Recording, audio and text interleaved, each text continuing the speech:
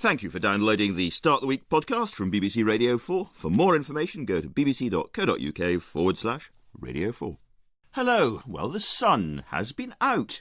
Millions of us have been sprawled around outside, along riversides, outside pubs, in squares, in parks, gazing afresh at the buildings and the spaces around us. And today we're going to be talking about Britain out of doors, the quality or lack of quality in our buildings and public spaces, the hidden stories in what's left of our wild landscape, and the atmosphere of our parks. I'm joined by the architecture critic Jonathan Meades, who sees cities as museums without walls and from time to time weeps at so much woeful design, by the campaigner for proper public spaces, not hemmed in by security fences and paranoia, Anna Minton, by the writer, walker and climber Robert Macfarlane, whose latest book, The Old Ways, ambles and argues its way around the British landscape, and to start with, the awesomely talented designer Thomas Heatherwick, who's creator of, among other things, bridges that curl up, handbags made only of zips,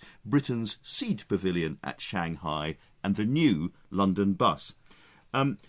Thomas, your approach to design, there's a big exhibition coming at the V&A and a lovely book to go with it, is almost playful. It's about looking at materials a lot of the time and asking questions, perhaps, that other people don't ask. I'm just leafing through the book here. Can furniture upholstery have the qualities of an animal's skin?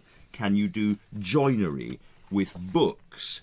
You ask of a very famous thing you did, the rolling bridge. Can an opening bridge open up without breaking? Is this just a sort of conceit for the book, or do you generally start off with a question in your head? In our design process in the studio, there might be the thing that you're asked to do, but in order to find an answer for that, we find that you have to work out what you believe the real problem is that you're solving for yourself.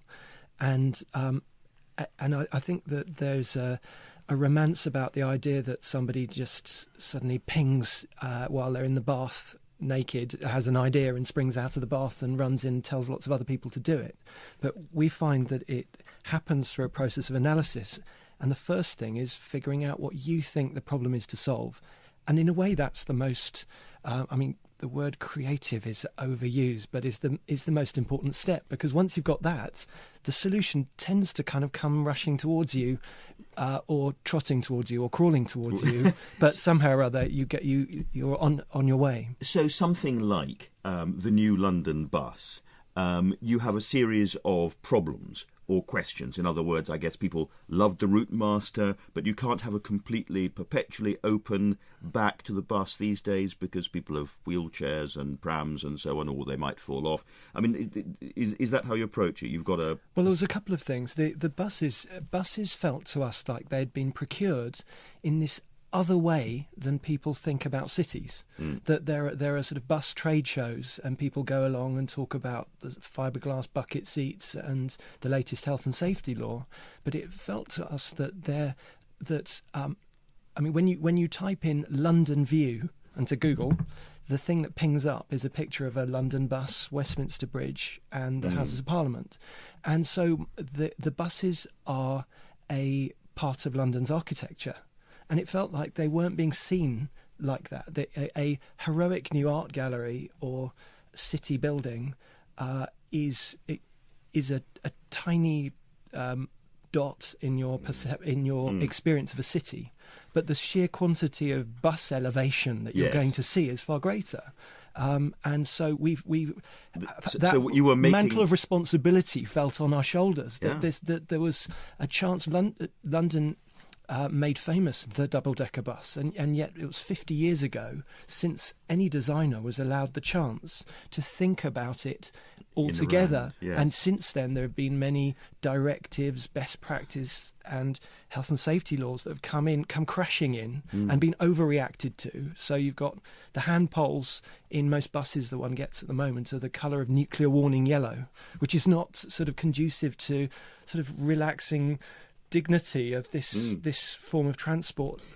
So there are a lot of things in the book and in the exhibition which you say, oh, well, that's been created by an architect. In other words, there's huge buildings, there's ideas for buildings in extraordinary shapes, and yet your tradition is very much not an architect. You have architects working in your practice, but you are a designer. So explain to us what is different about the way you came into this world and the importance of actually knowing how to build things and make things. I think children are curious and tend to sort of pull things together and have ideas and make things, and I followed that. And then no one had told me about this name called architect. That there was this other category, and I've come to realise that it's a judgment rather than a sort of absolute fact. It's not really a verb. Whereas design, architect. You don't architect things. Yeah. And you hear sometimes sort of long debates of, is this architecture or isn't this architecture? And so I got to a certain, back in the 1970s and early 80s, it felt that there was a fashion of how people thought of the design of spaces and built environments that was very theoretical.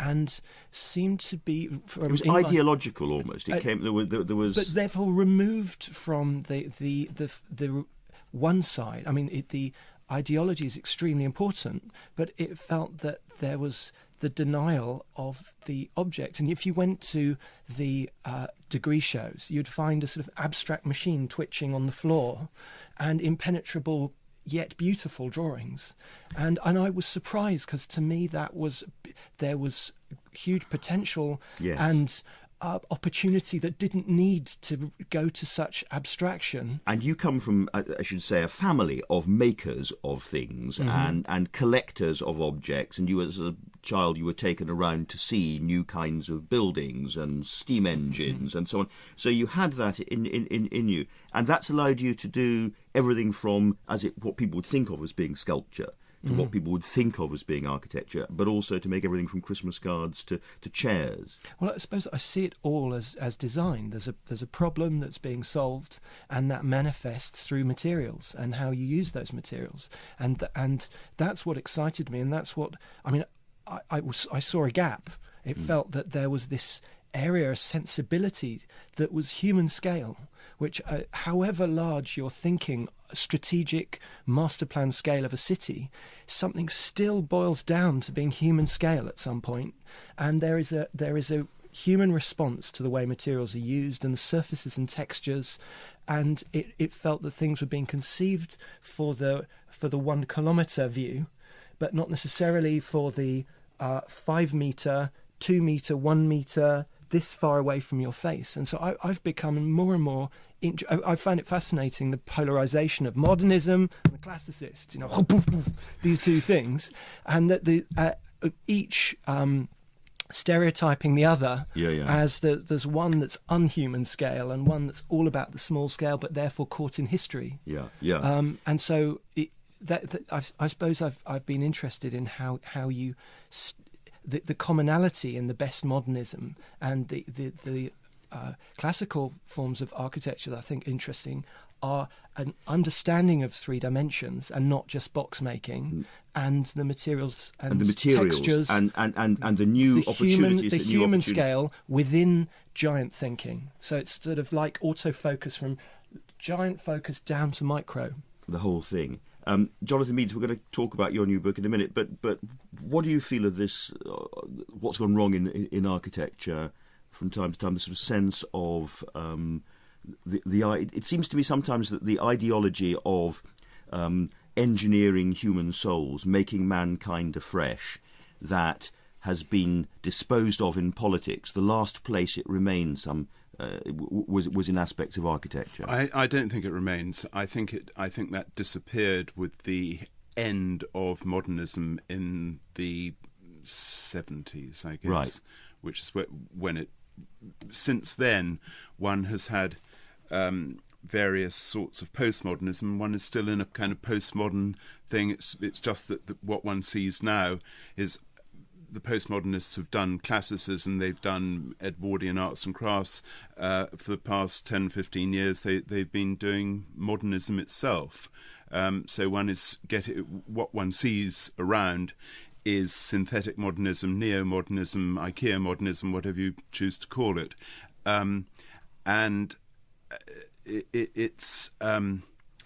It's completely bereft of ideology. The forms of many sorts of modernism, with the exception of poured concrete, have been readopted, but they don't have any kind of architectural determinism has gone. Yes. And yet this ought to be a very exciting period in terms of the space that we look around ourselves, see outside in our public spaces, just because of what science is giving us in terms of new materials. Surely, I mean, Thomas, you use a lot of cutting-edge materials, and you're trying to push them as far as you possibly can. What can be made with this? How can you upscale something using this kind of new, very thin aluminium or whatever it might be? So it ought to be an exciting time. I mean, I think we're in a time of. I think we're edging back towards understanding that the environments are. It is design that's going on. I think that some of the architecture schools are now starting to have workshops, and rather than the conceivers and builders of environment only ever having made white card models, if any models of anything. Nothing wrong with white card models. What I think is not alarming, but what is strange in the high-end architecture of the of this last decade is the absence of orthogonal geometry. The right angle has gone missing, and one is getting geomorphic buildings, zoomorphic buildings, anthropomorphic buildings, and the problem, I think, with this is that in a world in which Euclidean geometry was master, these things look very, very strange unless they're in a kind of compound of their own, like in the grotesque Olympics Park. Peter Cook's building in Grasse, for instance, fabulous building, but it looks. I mean, it's important to feel that the geometries spring from their usage, and I think when it feels that the geometry starts first and the usage is sort of crowbarred in, then I think that's when it's really not working. Anna Minton. Well, just to come back to Jonathan's point about the absence of ideology, I think one of the issues, certainly in the UK over the last 10, 15 years or so, is we saw this huge property boom, and yet I think architects were very much at the service of their clients, developers. So really architects actually haven't played such a pivotal role, and I think that's one of the real issues we've had to deal with. I think it's a bit like architects have gone all practical and got fed up of not building, and in many cases decided, right, I want to build things, so I'm going to work with the commercial forces that allow real construction. And so there is this sense that many architects who started as very idealistic are now really working closely with property developers, understanding all those commercial forces in a way that certainly is not part of the architectural education system. Robert McFarlane. Well, we were talking about white card, and one of the things I wanted to ask you about, Thomas, was texture, actually, which is in a way an answer to geometry. You make hairy buildings, you make furry things, you make zippy things. You're very interested in feel and touch and roughness, I suppose. I mean, you make a lot of smooth and sleek things too. And the one that really caught my eye was the Little Hampton Beach Cafe, and rust. You talk somewhere in the book about walking the foreshore and how the English seashore is not actually about, which we've all been out on, is not actually about sort of pure curves and fine lines. It's about slimy seaweed. It's about textures and felt things under feet. And so you made something that was responsive. And that was, I think, the idea of a sense of place, not reacting to the buildings, but the... Well, I was struck, I mean, I don't know if this goes with what you were saying, Jonathan, that there are... that there are grand forms being built all over the world.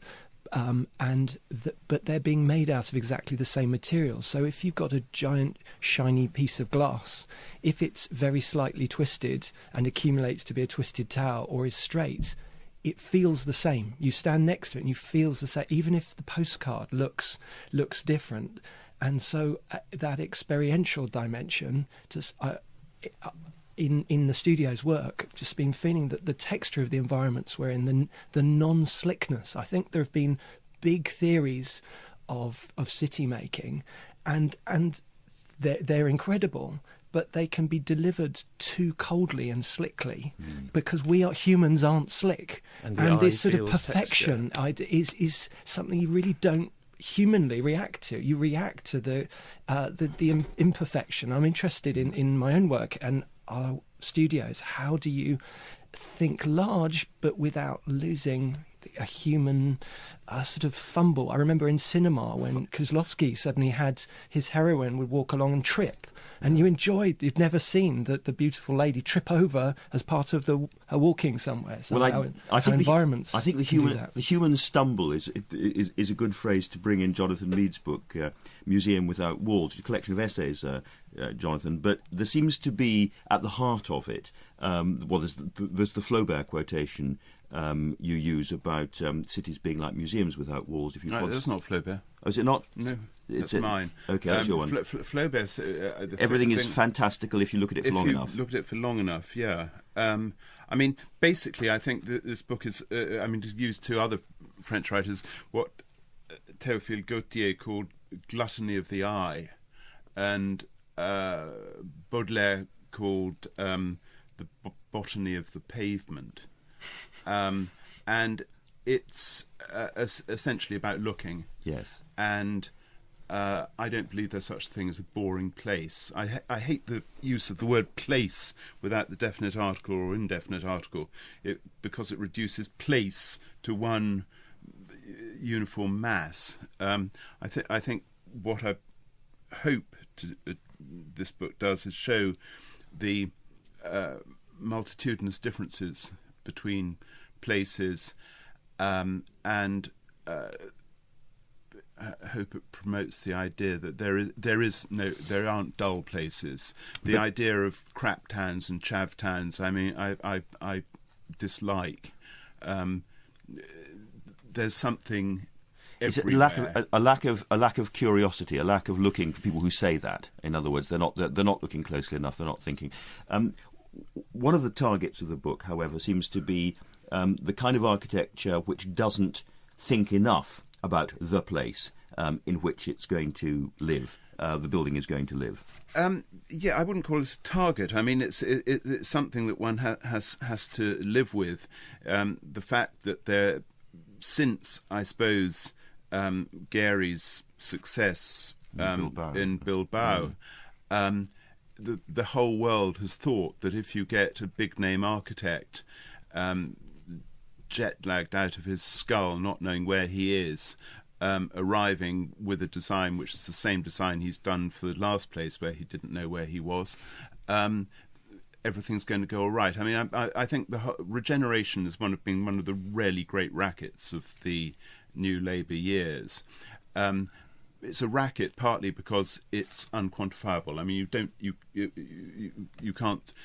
How long does it take before a place is regenerated?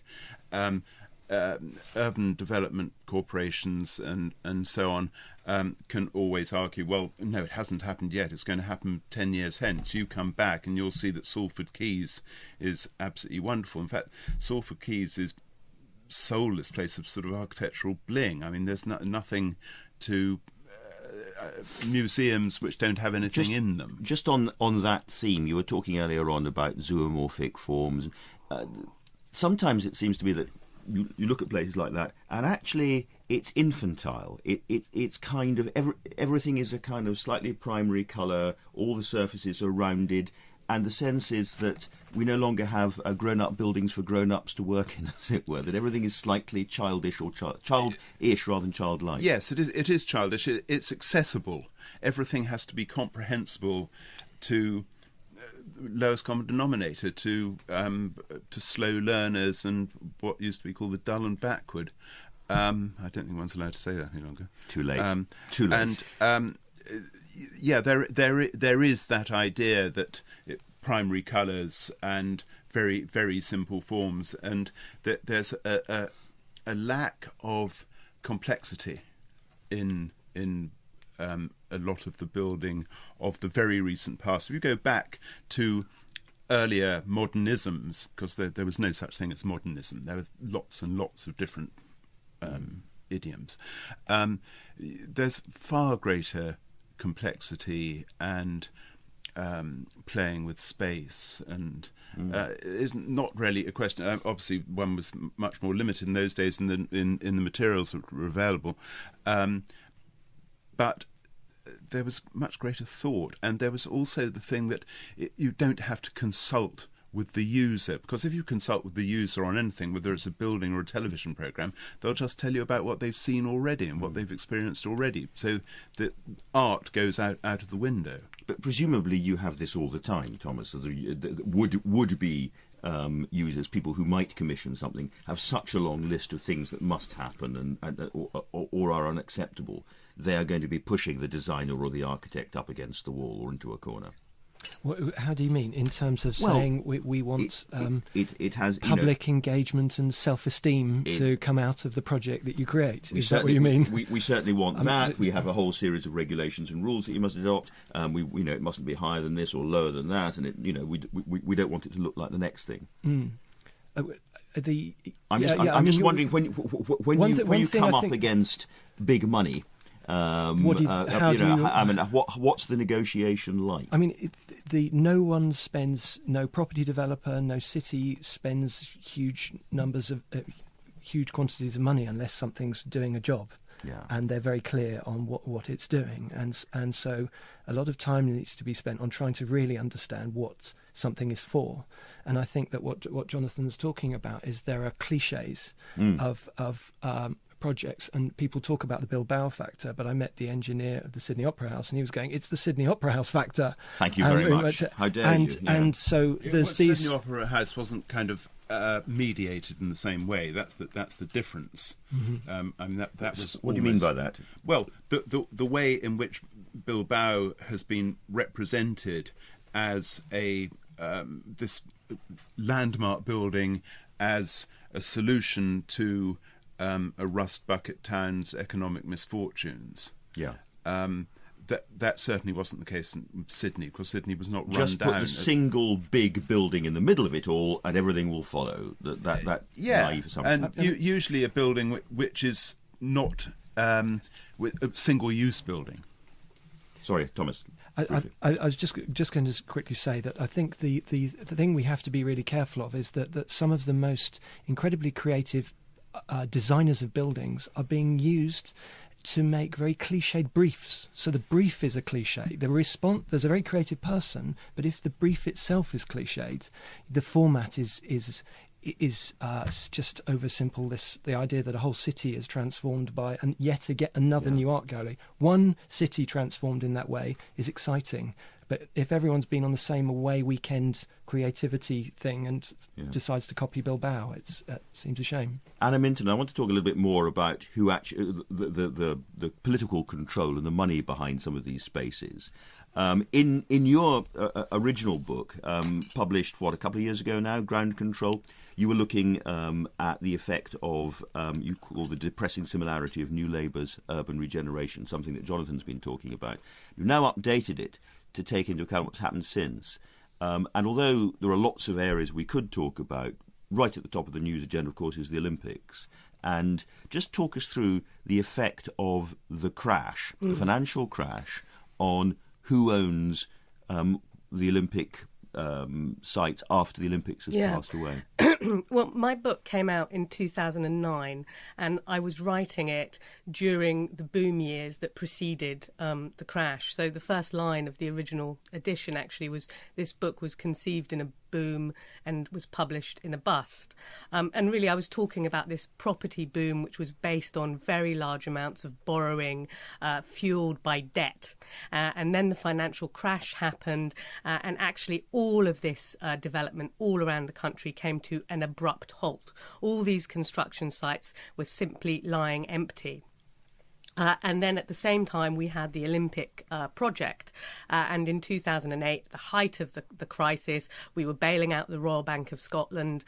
The Olympic Park obviously was completely unable to go ahead as well. But unlike all the other construction sites around the country, this was, of course, considered too big to fail. And the government stepped in and bailed it out to the tune of approaching £6 billion.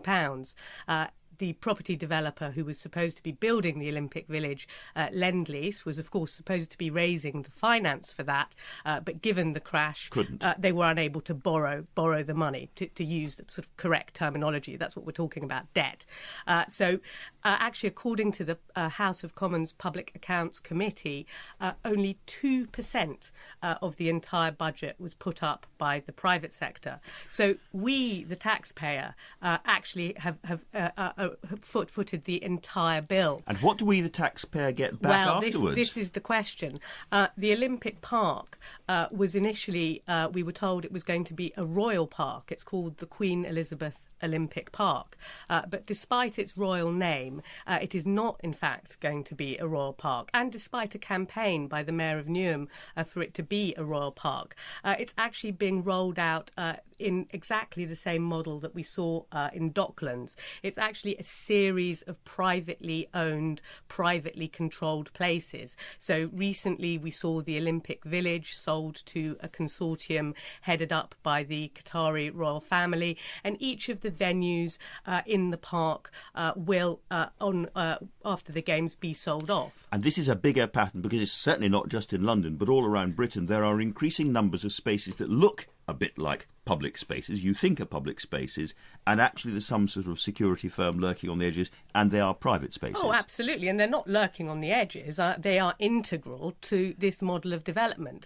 And really the point I'm trying to make is that the economic rationale for this model has completely collapsed. So go to other parts of Britain, particularly outside London, such as Bradford, where the centre of Bradford was supposed to be one of these very large, open-air, privately owned estates, and is now just a hole in the ground. And it's the same in Edinburgh, Preston, Leeds. So the economic rationale for this sort of thing has fallen apart. And is this such a bad thing? Because, you know, there will be a lot of people who quite enjoy privately run spaces. I mean, they're safe, they're clean. They're clean and safe. The sunlight's the same. That's a very attractive sounding narrative, because after all, who would want to live in a dirty and dangerous city? But what does clean and safe actually mean? Well, it means very high levels of security, extremely large levels of much attention paid to cleanliness, but above all, this is not a democratic space. There are strict rules and regulations governing what you are and not allowed to do there.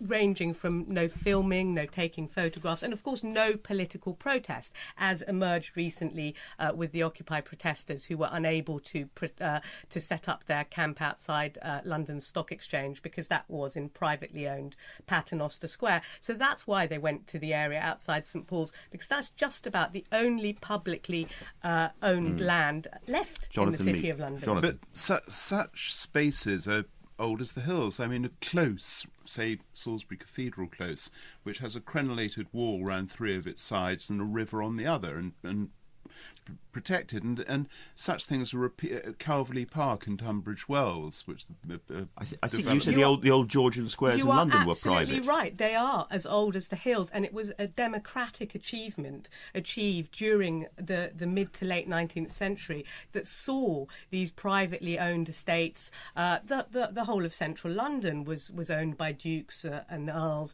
but what we don't see today in these beautiful Georgian squares is actually they were gated and fenced, and there were security guards. Gated. I mean, Salisbury Cathedral Close is you can't get in after 10 o'clock at night. On the whole, I think we're used to walking around. Jonathan, sorry. I don't see the objection really. It's like, I mean, it's rather like saying, well, this is my house. I'm going to leave the front door open so anyone can walk in.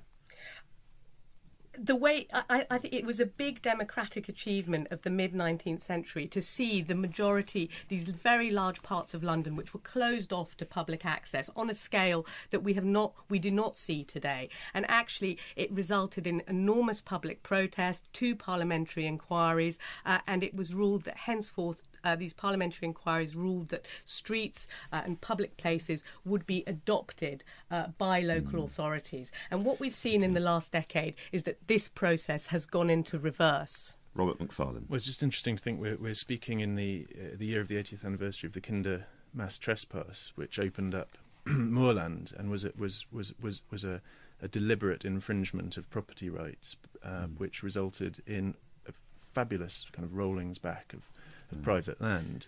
Let's come on to your journeyings, Robert. You have walked, crisscrossed, lots of old paths and pathways across this country, with a literary intent. Clearly, you're writing a literary book, The Old Ways. And before we talk about individual journeys, tell us a little bit about Edward Thomas as the sort of key inspiring figure to you. So, well, Thomas is, as it were, the guiding spirit.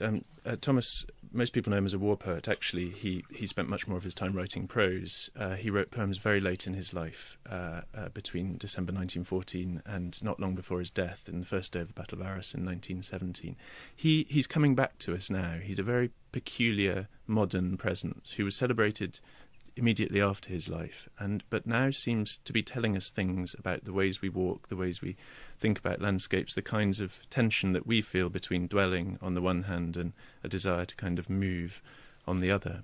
He's the subject of an upcoming play. He's been at the Almeida. He's been the subject of a very good recent biography. He's there in my book. Suddenly, OUP are reissuing all of his prose works, voluminous. I mean, he was crushed by his own writing duties, and walking was a way for him to outpace his own depressions. But he spent much of his life following these old, particularly chalk paths, in what he called the South Country. Now, you followed old paths, and I talked earlier on about the remaining untamed or wild parts of Britain, but there are very, very few of them, aren't there? Well, yes. I mean, we're back to scale and texture in a way. It sort of depends on how you conceive of frontiers and boundaries. I mean, one of the walks in the book occurs on the Broomway, which is a tidal path that you walk really on the sufferance of kinetic. It's overfired by MOD artillery, but you follow it out to sea. You go out for about half a mile, then you walk, as it were, offshore, getting your tide times right, from up towards Foulness Island, which is kinetic owned. And that was one of the most extraordinary and eerie and, wildest, depending on how you define that word, experiences I've ever taken. Jonathan Meades was talking about the importance of looking intensely and just looking harder. Is that why you walk? Well, to look at what's around you and see it? Yeah, yes. I remember quite visually, quite fiercely. I actually have a very poor memory for words, but quite a strong memory for details and images. And I'm fascinated by writers and artists and others who have looked so intensely, who have been so fiercely empirical, that actually they've begun to look through, and not quite into the mystical, but certainly into the more complicated and layered properties of place. Some of your walking in this book is in Scotland. The Larry Grew and so on. You're looking, again, we're talking early on about textures. You're very interested in granite as a kind of rock. And this goes back not just to Scottish writers that you love, but also to your own grandfather. Again, as with Thomas Heatherwick, there's a family connection here. Yes, well, my grandfather was he was a dweller, but he was also a traveller, and he travelled all over the world as a diplomat, but settled towards the end of his life in the northern Cairngorms, and he died, and I walked across the Cairngorms to his funeral, and he'd really lost the ability to walk towards the end of his life. He lived a long life, and his circle of mobility, as it were, his area of mobility, increasingly narrowed or tightened. And so this final walk felt like a way, really, of walking back through the landscape that he had come to know so well, and that we had as it were, finger-walked on maps towards the end of his life when he was no longer able to get out there. Walking and memory and ideas of walking up stories and thoughts and memories and the ways that our memories are bound into landscapes in very, very difficult to articulate ways fascinate me. So, Robert, do you write after you've walked, or do you, as you walk, stop, or do you dictate as you go and never stop moving? Is it you can't stop moving, or what's well, that day I couldn't stop moving because the midges were so terrible that they handed us on across the Cairngorms for 36 continuous miles, and it's turned into something of a route march, but. A little bit of both. I mean, walking and writing have a very old compact. The idea of the print and the footprint go back really as far as human history. But I do a lot of my writing indoors, and obviously most of my walking outdoors. So I wrote a book about mountains in a basement room in Cambridgeshire. So I was sort of below sea level, writing about altitude, and found that oddly conducive. Did you get altitude basement sickness or some kind of stuff? I do get I get inverted altitude sickness. I need to see high places every now and then. I do live in the fens. And you're very interested in the notion of not just old ways, in the sense of old walkways, but also charms and incantations and made pieces. Yes. There's particularly resonant one on Harris. Yeah, on the Island of Harris. Yeah, I walked across from the west coast of Lewis down to the Isle of Harris. Well, they're sort of continuous, and there I found my way to the lair workshop of an extraordinary sculptor called Steve Dilworth, and he really, like Thomas, is animated by the sense of the energy of material. So he gathers his materials, whalebone or gneiss or dolerite or bird corpses from the area around his house. He's from Hull, but he's washed up on Harris. He's an intensely local artist, and he makes these very strange kind of fetish objects for tribes that have never existed. And I was there, in fact, when Jonathan's TV programme on what he finally calls the Isle of Rust was screened, and I remember the Isle of there. Rust because of all the rusting cars and objects. Rusting cars in the middle of Swagnham Bogs, Yeah. There's an odd found artifactual aspect to Harris, which isn't just about geology and eagles. It's about JCBs sitting in the middle of moorland. Edward Thomas is often seen as a romantic figure, a nostalgic romantic writer, and the same might be said about you. We'd started off talking about this is a country which is heavily urban, where most people in the sunlight are sitting in urban spaces. If I'm nostalgic for anything, it's probably for the Cretaceous. I'm not. That's going back a long way. I'm not nostalgic for the 19th century, and I don't think Thomas was either. In fact, I think both of us are fascinated by immediacy. We feel places in the now. We think about them often in the then, but we feel them powerfully in the now, whether we're in a park or on a path. And I'm fascinated by people who have annotated those experiences, those felt textures. We're back with Thomas's hairy buildings and the idea that the eyes feel. Well, we're also, yes, and thinking about the spaces that are available to amble through and absorb all sorts of unexpected objects from. We're also back in what was the Lee Valley and where the Olympics legacy has been. I think both Anna and Jonathan have written about this. I was just going to say, actually, I don't think that appreciating the importance of memory in places is nostalgia at all. I think it's actually critical to our understanding of what creates really meaningful places. And just back to the earlier discussion we had about place without the indefinite article, and how we're all wondering why this place has become something that everyone's talking about all the time. It's because it's become part of the sort of marketing narrative, and that looks at place purely as a product, purely as a space of investment, and then you lose all the memories, and you just create these places which are the same no matter where they are. Going back to what you were saying, Thomas. But that's not the case, because so many places through the history of the world have been created for absolutely base commercial reasons and base religious reasons. Why something is created is ultimately not that important, because the use of places changes, the use of buildings changes. I think nostalgia is one of the most vital things. It's despised by architects because they seem to think nostalgia is something to do with copyism. It literally means the yearning for a lost home, and I think in writing that is one of the most, Proust, Nabokov. I mean, without nostalgia, there would be no literature, and I think Robert's work doesn't remind me of Edward Thomas at all. It reminds me of, and this is a great compliment, of Geoffrey Household, but without the uterine nostalgia. Thank you. And also slightly of Hopkins, and of Irish place name poems, all of which have a great deal to do with nostalgia, and a kind of the fount of nostalgia is what makes them work. Thomas Heatherwick. I like that you're wary of the word place, and I like that in your book you said, there was a quote, you said, the truth is that it's an appropriate intervention that has no obligation to fit in because it's a scape in itself. And we talk about landscape, and you're talking about the JCBs and the sense that somewhere's a scape, whether it's a cityscape or a landscape, or it's beautiful. Yeah, I like it. Looking at it, yes. Final thought from Robert. Well, scape is a verb in a way. It's embedded into our known landscape, but landscapes us. It's a volatile presence. It bristles into us. It has strange ways of affecting us, and the idea of it as a kind of inert backdrop, a painterly sort of cardboard cutout is what we are all speaking against, as it were. Yes. Well, it's been a brisk and sometimes slightly unexpected ramble. Thank you very much indeed for joining me on it. Thomas Heatherwick's retrospective, Designing the Extraordinary, is on at the V&A in London from Thursday, and there's a monograph of his work called Making.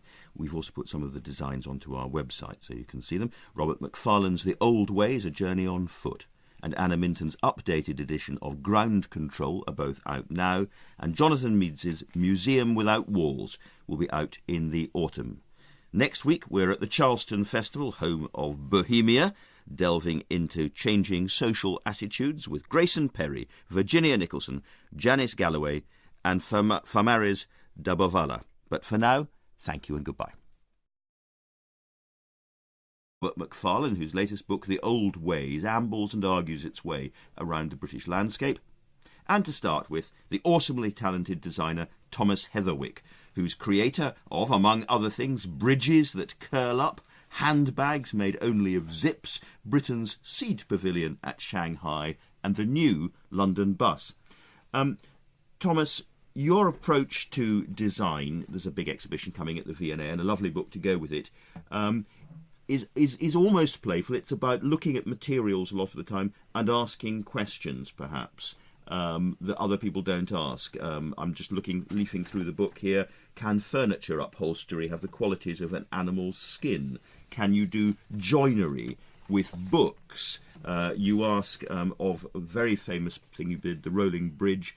Can an opening bridge open up without break? Thank you for downloading the Start the Week podcast from BBC Radio 4. For more information, go to bbc.co.uk/Radio 4. Hello. Well, the sun has been out. Millions of us have been sprawled around outside, along riversides, outside pubs, in squares, in parks, gazing afresh at the buildings and the spaces around us.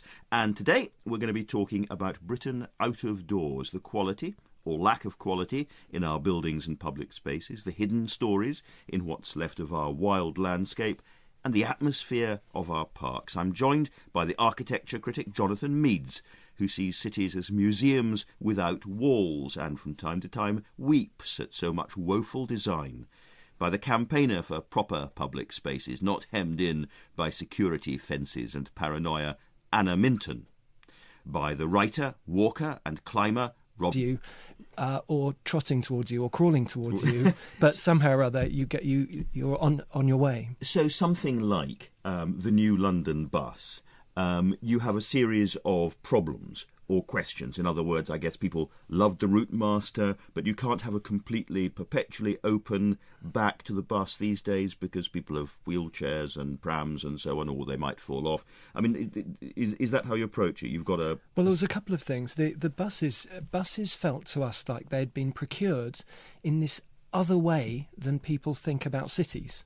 That there are sort of bus trade shows, and people go along and talk about the fiberglass bucket seats and the latest health and safety law. But it felt to us that when you type in London View into Google, the thing that pings up is a picture of a London bus, Westminster Bridge.